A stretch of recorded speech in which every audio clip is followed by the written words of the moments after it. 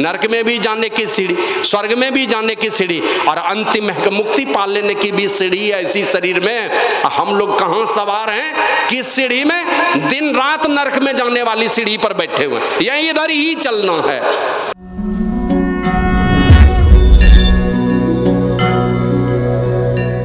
सिएगा दर्जी और दुख का भंजन कोई न मिलिया, जो मिलिया सो गर्जी।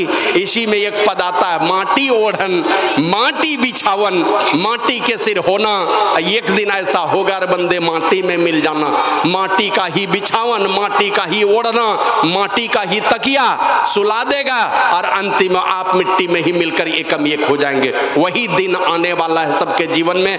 भगवान श्री राम कहते हैं, वो तो मन ही मन सोचते हैं, बिना भक्ति तन काम ना आवे, लाख सुगंधी चबोरा रे। सुगंधी के ड्राम में भी डुबा करके रखेंगे तो ये इसको नाश होने से कोई नहीं बचा सकता है। सहजो बाई कहते हैं, सहजो भज हरि नाम को तजो जगत सु नेह, अपनों तो कोई है नहीं अपनी सगी न दे।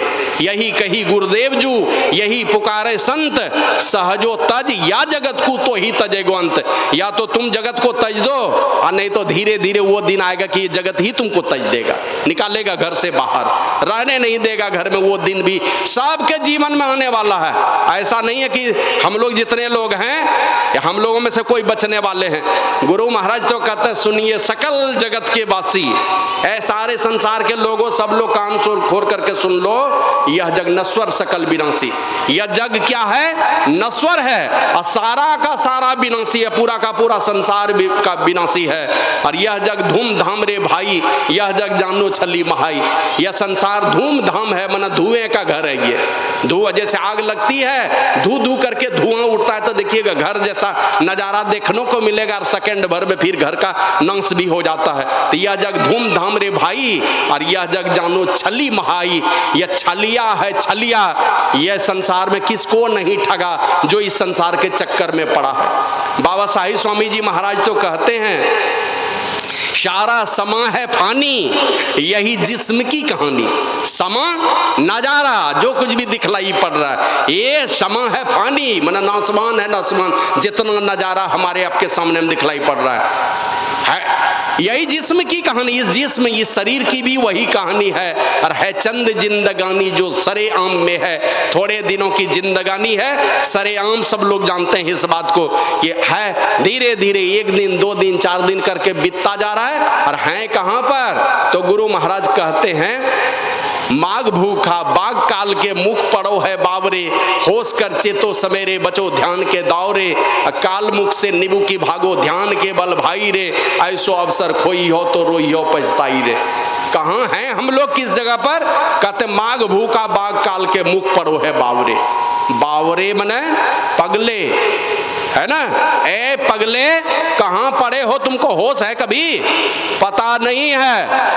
हमारे क्षेत्र में एक मुसलमान लड़का पागल हो गया, वो पागल हो गया तो दूसरे एक लड़का को कहता है, अरे जहांगीर बा सुने छो आजकल तोरो दिमाग खराब हो गलो छो। पगलबे बोलता है दूसरे को, जिसका दिमाग सही है उसी को कहता है कि तू सुनते हैं तुम्हारा दिमाग आजकल खराब होते जा रहा है, जबकि अपने वो पागल है। गुरु महाराज कहते हैं, ए बावरे तुम कहाँ पड़े हो पता है? कहते हैं माघ भूखा बाघ काल के मुख पड़ो है बावरे। बाघ के मुंह में पड़े हो। और कैसे बाघ के मुंह में पड़े हो? पेट भरा हो बाघ का तब तो कोई बात नहीं, छोड़ भी सकता है, लेकिन गुरु महाराज कहते हैं तुम भूखे बाघ रूपी काल के मुख में पड़े हो। माने पेट खाली ही रहता है काल का, उसका पेट कभी भरता नहीं है, समय पूरेगा आपको खा लेगा। सारे के सारे भूखे बाघ रूपी काल के मुख में पड़े हैं। और माघ भूखा बाघ काल के मुख पड़ो है बावरे, होश कर चेतो सवेरे। सचेत हो जाओ, होश करो। और बचोगे कैसे? बड़े बड़े पहलवान को जैसे तैसे भिड़िएगा तो उठा कर पटक देगा। और पेच अगर जानते हैं, सब पेच सीखे हुए हैं, तो कब पटक दीजिएगा कहा नहीं जा सकता है। तो उस भूखे बाघ रूपी काल को पेच मारने के लिए एक ही पेच है, और वो है ध्यान का पेच। इसी पेच में उनका कोई पेच काम नहीं करता है। नहीं तो दुनिया में किसी भी तरह से आप समुद्र की तलहटी में छिप के रखेंगे कि माउंट एवरेस्ट और कंचनजंगा की ऊंची चोटी में जाके छिप के रहेंगे, कहीं आप बचने वाले नहीं हैं। तो भगवान श्री राम को चिंता हो गई कि जाना तो पड़ेगा सब लोगों को, और है ना, बचपन देखे, अपनी बचपना देखे, जवानी देखे, और धीरे धीरे हमको देखे होंगे ना, बहुत हमारी माता तुल्य बहुत सारी भाभी लोग हैं जो हमको बचपन में जिस समय जन्म हुआ था उस समय देखे थे, सारे बाल दाढ़ी देख लीजिए आपके सामने में ही हैं, चले बुढ़ापे की ओर। एक समय था देखे तो मुन्ना को हमको लगता 2 साल का होगा और पिताजी के साथ जा रहा था शाम, तो एक बार सकरी गली में रुका था, ये 2 साल का देखे थे और सब बाल दाढ़ी सब पक गया। तो धीरे धीरे हम लोग सारे के सारे बुढ़ापे की ओर बढ़ रहे हैं, और ये बुढ़ापा अंतिम मौत में ही समा जाएंगे, हम लोग मौत के मुंह में चले जाएंगे। तो भगवान श्री राम को चिंता हो गई, हम आए हैं, जाना तो हमें पड़ेगा, हमारी प्रजा कहीं दुख में नहीं पड़ जाए, इसकी चिंता हो गई। और रामायण में लिखा है, धन्य भूप नीति जो करही, वही राजा धन्य होता है जो नीति से राज चलाता है। अपने प्रजा की वर्तमान और भविष्य दोनों की चिंता जो राजा करे, ये नहीं हो कि अभी खूब बढ़िया ऐश मौज का जीवन चल रहा है, कल हमारी प्रजा कहीं दुख में पड़ जाए, ऐसे राजा को भला नहीं कहता है कोई। तो भगवान श्री राम को चिंता हो गई कि हमारी प्रजा कहीं दुख में नहीं पड़ जाए, कल की चिंता उनको हो गई। तो एक बहुत बड़ी सभा उन्होंने की, जिस काम को करने से जो पूंजी लेके जाएंगे, जो काम करते हुए जाएंगे, और जिससे हमारी पूंजी बच जाएगी, हम दुर्गति से बच जाएंगे। आज कल या परसों कहीं चर्चा कर रहे थे, ये दरोगा राय, कल ही चर्चा हो रही थी, दरोगा राय मुख्यमंत्री थे बिहार के, अविभाजित बिहार के। गुरु महाराज से पूछा उनकी क्या गति हुई, बोले कि मिला तो है मनुष्य शरीर, लेकिन एकदम गरीब परिवार में जन्म ले गया। पूज्य बाबा कहते थे, अभी वीडियो बने हो, कम से कम उतनी कमाई कर लो कि चपरासी बनने लायक भी रहो, और कहीं ऐसा नहीं हो कि अभी वीडियो हो और कल तुम चपरासी बनने लायक भी नहीं हो। तो संसार भी सजाना है, संसार के बाद का भी जीवन सजा लेना है। संसार किन कामों से सजेगा, तो बचपना में अगर सजा लिया अपने आप को जीवन, तो उसकी जवानी सज जाती है ना। 14 वर्षों तक जितने पवित्रता से बहुत मेहनत किया, 14 वर्षों से जवानी में उसका रास्ता खुल जाता है। 14 वर्षों तक अगर मेहनत कर लेगा तो बचपना को सुधारा जिसने, जवानी सुधर जाएगी। और जवानी को जिसने सजा लिया, जवानी को जिसने पवित्रता से जी लिया, उसका वृद्धावस्था सज जाता है। अब बचपना और जवानी सजेगा तो वृद्धावस्था में सुख मिलेगा। अब बचपना, जवानी और वृद्धावस्था को अगर सजा लिया है तो जहां भी जाएंगे मर करके। पूज्य बाबा साहिब स्वामी जी महाराज को एक दिन हमने कहा कि हुजूर, कहना है रंग जर्जर बनाए ले लिया अपना शरीर, हुजूर सुधार करिए ना अपने शरीर में। और ढोडरी में जो सत्संग हुआ था ना, रघु जी हमको लेकर के गए थे मनियारपुर, वहीं पर हमने कहा था, हुजूर कहना है रंग जर्जर बनाए ले लिए शरीर, सुधार करिए ना हुजूर। तो कहते हमरो सुधार करला से हो जाता है। हम कहे हुजूर आप जो चाहेंगे वही हो जाएगा, आप हजारों बरस जीना चाहेंगे तो वही होगा। और अभी संत मत को आपकी आवश्यकता है, अभी छोड़ के मत जाइए, आपकी आवश्यकता है यहाँ पर। तो पूज्य बाबा कहते हैं, अरे है बूढ़ा शरीर में कितना दिन तक हमारा देखे चाहिए, थोड़ा भी ध्यान भजन कर लिया तो एक बढ़िया शरीर नहीं मिलता है, बढ़िया शरीर मत चल लो जब। तो ये जर्जर शरीर छूटेगा। बचपना, जवानी और वृद्धावस्था तीनों को जिसने सजा लिया, मरने के बाद उनकी दुर्गति हो जाए ये कभी हो ही नहीं सकता, दुर्गति ही नहीं होगी अगर बचपना, जवानी और बुढ़ापा को जिसने सजा लिया। और संसार में ही रह करके भूत प्रेत वाला काम करेंगे, उल्टा पुल्टा चाल चरित्र वाला काम करेंगे। देखते हैं कहीं कहीं पर भागवत होता है तो भागवत महापुराण की कथा सुनाते हैं, गोकर्ण और धुंधकारी की। धुंधकारी प्रेत जोनी में चला गया, यही कहते हैं ना, आत्मदेव नामक ब्राह्मण का बेटा था, प्रेत जोनी में चला गया। अरे प्रेत जोनी में गया, जिंदे में प्रेत था, वो जिंदा में ही प्रेत था। मांस खाना, शराब पीना, बेस्या के पास जाना, माँ बाप को मारना। माँ को तो इतना पिटाई किया कि कुएं में डूब के मर गई, बाप को इतना गाली गलौज किया कि चला गया जंगल। ये तो संजोग था कि गोकर्ण जैसा भक्त साधु उनका भाई था। वो कहते पिताजी कौन बेटा और पत्नी के चक्कर में आप पड़े हैं, जाइए तपस्या कीजिए जंगल में, भगवान को स्मरण कीजिए, भगवान का द्वार मिल जाएगा, उनकी गोद मिल जाएगी आपको, जाइए तपस्या कीजिए। कहे गए वो सब बेटार दुनिया के चक्कर में पड़े हैं। तो पिताजी को समझा दिया उस साधु और भक्त बेटे ने। तो पिताजी जंगल में तपस्या करते करते वो विष्णु भगवान के प्यारे हो गए, उस लोक में चले गए, उन्हीं के भक्त थे, वहीं चले गए। तो ये बचपना, जवानी, बुढ़ापा तीनों को जो सजाता है, परलोक सज जाता है उसका। भगवान श्री राम कहते हैं एक बड़ी सभा कर लिए। अब बड़ी सभा करके बुलाए हैं किनको किनको, जिनको देखने से पाप बहुत दूर दूर तक कभी छू नहीं सकता उनको। वहां गुरु वशिष्ठ बैठे हैं, है ना, गुरु वशिष्ठ बैठे हैं, अगस्त ऋषि बैठे हैं, बड़े बड़े महापुरुषों को बुला करके, मतलब ब्रह्म ज्ञानी महापुरुषों को, अपने गुरुजनों को, विद्वानों को बुला करके, माना हम जब भी रहें, इनका संदेश क्या है, जब भी रहें हम किनके साथ जुड़े हुए रहें, हमारा पड़ोसी कौन, कहाँ जा करके जुड़ करके रहें हम, तो हम हमेशा जुड़ करके विद्वानों के साथ जुड़ें, हम ब्रह्मज्ञानी महापुरुषों से जोड़ करके रखें। इधर संसार में जिनके भी साथ हैं, लेकिन हमारी असली दोस्ती कहाँ होनी चाहिए, जब बढ़िया बात करें, कुछ बढ़िया हम निर्णय लें, तो साधु पुरुषों को गवाही के रूप में। जब जब विपत्ति आती थी राजा दशरथ को या भगवान श्री राम को, तो अपने गुरु के पास जाते थे। दाढ़ी पकी देखे ले राजा दशरथ, एक दिन दर्पण देखे दाढ़ी पकी थी, तो बोले राम, चले गए अपने गुरु वशिष्ठ के पास और कहते हैं राम का राज तिलक कर दो, अब मैं राजा बनने लायक नहीं रहा, अब तो मैं बुढ़ापे की ओर चलने लगा। एक दाढ़ी के एक बाल पके थे। राम जी को रहना था वन में, 14 वर्षों के लिए गए हैं, किनसे पूछे वो जाकर के, कहीं भी कुटिया बना लेते, लेकिन मनुष्य शरीर धर करके आए तो गए हैं कहाँ पूछने के लिए, पता कर लिया यहाँ पर सबसे अच्छे महात्मा कौन, तो मिल गए वाल्मीकि मुनि। देख लिया कि दलित समाज में पैदा हुआ और साधन करके इस ऊंचाई पर पहुंचा हुआ है जहाँ की कोई माने ज्ञान की पराकाष्ठा पर पहुंचे हुए ये महापुरुष हैं, बड़े पुरुषार्थी लोग हैं, विकट परिस्थिति से अपने आप को निकाला, हत्यारा पापी यहाँ निकल कर के आके इतने बड़े संत पुरुष बने हुए हैं। तो राम जी जाते हैं उनसे सलाह लेने के लिए कि 14 वर्ष तक मैं रहूंगा तो कहाँ रहूंगा, ये सलाह उनसे लेने के लिए रहे, आप बता दीजिए मैं कहाँ रहूंगा, तो उनसे सलाह लेने के लिए गए। उसी प्रकार जब सारे प्रजा को जब उपदेश करना है तो गवाही में किनको किनको रखे, गवाही में रखे बड़े बड़े ब्रह्मज्ञानी महापुरुषों को, गुरुजनों को, विद्वानों को, नगरवासियों को, सबको बुला लिया। अब बुला करके क्या क्या उपदेश किए, सब गुरुजन हैं बैठे हुए, सब लोग सुन रहे हैं, गुरुजन से भी कहवा देते। लेकिन भगवान श्री राम को लगा कि मैं राजा हूं, मैं कहूंगा तो मेरी बात समझेंगे, इसलिए कि ये सारी प्रजा मेरी समझ रही है कि मैं एक छोटे से प्रजा के चलते अपने पत्नी को हमने वनवास दिया, ये लोग मेरी बात रखेंगे, इसलिए उपदेश करना चाहिए। तो भगवान श्री राम सारी प्रजा को बुला करके क्या उपदेश किए, क्या कहे, इंजीनियर बनो, डॉक्टर बनो, प्रोफेसर बनो, यही सब बोले। बोले नहीं नहीं, बड़े भाग, क्या बड़ा भाग है हमारा, किस लिए मेरा बड़ा भाग, मानुस्तन पावा, बड़ा भाग्य है हमारा, इसीलिए भाग्यशाली हैं हम। बहुत लोग कहते हैं भगवान हमको ये नहीं दिया, वो नहीं दिया, वो नहीं दिया, बहुत भगवान पर भी दोषारोपण करते हैं, लेकिन भगवान श्री राम कहते हैं ये हमारा बड़ा बड़ा भाग्य है कि हमको मनुष्य का शरीर मिला हुआ है।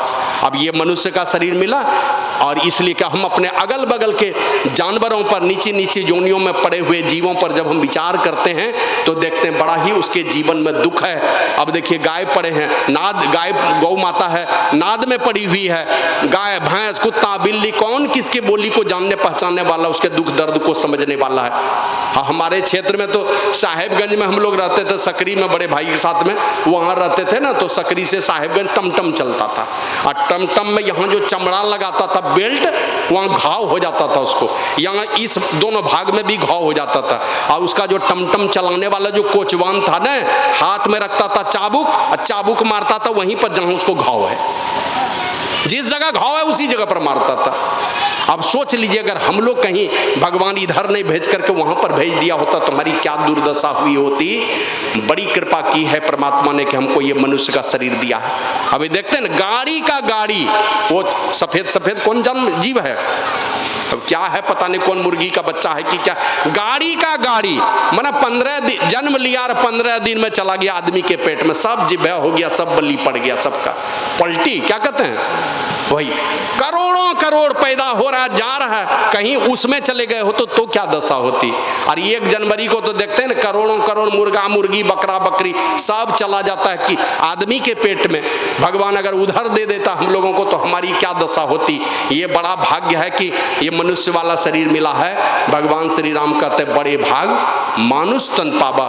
और ये मानुष तन क्या है, क्यों भाग्यशाली कहा, तो कहते हैं सुर दुर्लभ, ये जो बड़ा भाग है, ये वाला भाग देवताओं को नहीं है, उसको दुर्लभ है ये वाला भाग, ये वाला शरीर नहीं मिलता है। देवता को शरीर है, दिव्य शरीर है। हम लोग जाते हैं मंदिर में, जाते थे पहले, पूजा करते थे देवताओं को, अभी भी बहुत सत्संगी लोग भी करते हैं, करना भी, आदर करना भी चाहिए।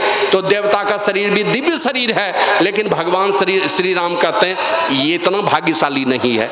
जो मनुष्य शरीर वाला जितना भाग्यशाली है, वो भाग्य देवता को भी नहीं है। कारण क्या है? तो कहते हैं साधन धाम मोक्ष कर द्वारा, सारे साधनों का धाम और मुक्ति का द्वार है इसी शरीर के अंदर में। जो बनना चाहिए, जो आपकी मर्जी है, जैसा बनना चाहेंगे वैसा बन लेंगे।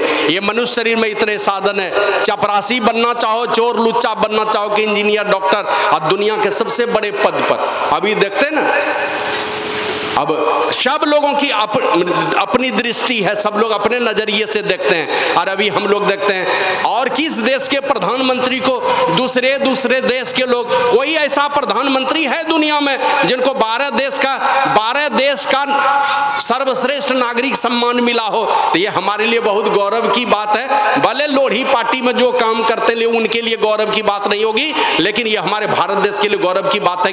12 देशों में जाकर के उनको सर्वश्रेष्ठ नागरिक सम्मान अपने देश का मिला है, तो ये यहाँ के लिए गौरव की बात है।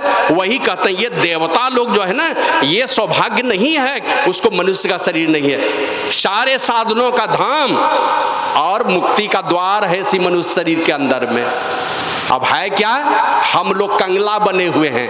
है मुक्ति का द्वार, और मुक्ति के द्वार में जहां प्रवेश करेंगे उस तरफ से जहां प्रवेश किए, शास्त्र में आया दे अस्था सर्व विद्याश्च दे अस्था सर्व देवता दे अस्था सर्व तीर्थानी गुरु वाक्य न लभते। खाली प्रवेश करके तो देखिए, हमारे गुरु महाराज लिखते हैं ज्योति मंडल धसी धाय के निर्खत बैराटी हो। बैराट का दर्शन होता है, माने परमात्मा के बहुत प्रकार के रूपों का दर्शन होता है अगर आप ज्योति महल में प्रवेश कर गए तो। माना 2 भुजा, 4 भुजा, 8 भुजा, 100 भुजा, अनंत भुजा, सब भुजा वाला भगवान का दर्शन आप ही के ब्रह्मांड में होने वाला है। तो कहते हैं ये सारे साधनों का धाम और मुक्ति का द्वार है आपके शरीर में, और उस द्वार में प्रवेश करने की कभी कोशिश नहीं करते। साधन धाम मोक्ष कर द्वारा, अब पाई न जेहि परलोक समारा।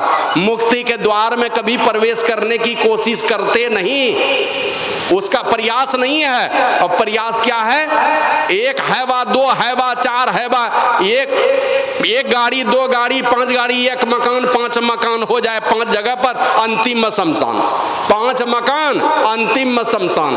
इधर थोड़े दिन पहले सुने थे ना, सहारा इंडिया का मालिक, क्या नाम था?